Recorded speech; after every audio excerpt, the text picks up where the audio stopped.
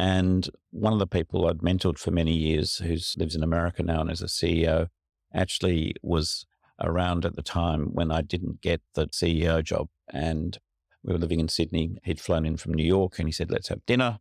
And we did. And I was sitting with him and I've been his mentor for 15 years. And I said, I just don't know what I'm going to do.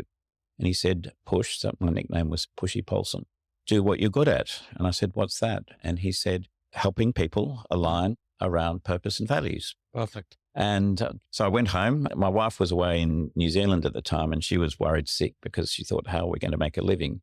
I went home. I thought, that's a good thing. What can I call this business? People, passion, performance.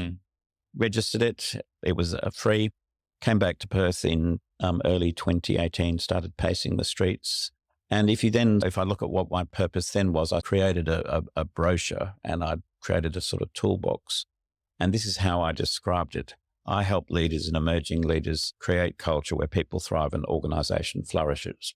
Is what I think of it now. It was a combination of words, but without any sense of meaning.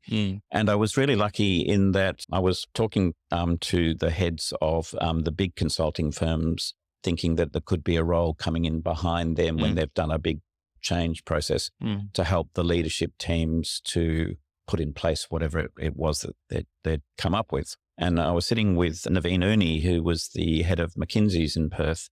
And I didn't know him, but someone introduced me and we had coffee. And as I sat down, he looked at me and he said, John, what makes you think you're qualified to work in this space? I went, oh, good question. And I told him a bit of my story and he goes, okay, I get it, but you need to go and get a qualification. And he said, I think where you need to go is and talk to Corporate Evolution, who train people to facilitate transformation through values, and also the Barrett Values Centre. And so I did, and I did their course in 2018, and it was really fabulous because so much learning behind it around neuroscience, psychology, philosophy, and a bucket load of spirituality. And on that course, part of it is at the end of it, you really sit down and define your purpose.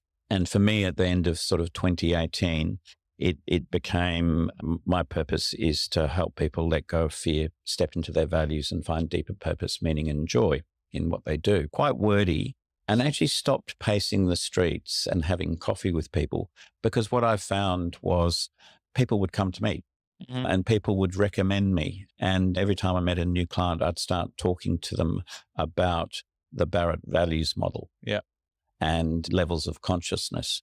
And I think when you're in line with your purpose, you send out a different frequency of vibrations and you attract people.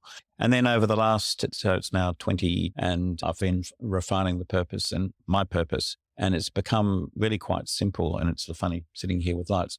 It's being the light. And being the light really means being someone who can shine the light on things other people can't see. And rather than telling them where to go, helping them find their own way to go.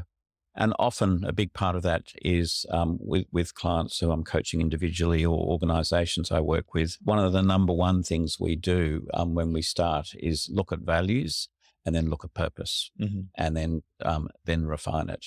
So that's my journey in a nutshell. Thanks a lot for sharing. I think it's fairly intuitive at many levels, from being commercially minded to transitioning to values and purpose and enforcing purpose, values and behaviors on a commercially driven organization and then transitioning and transforming that organization. And I think that's a very powerful conversation.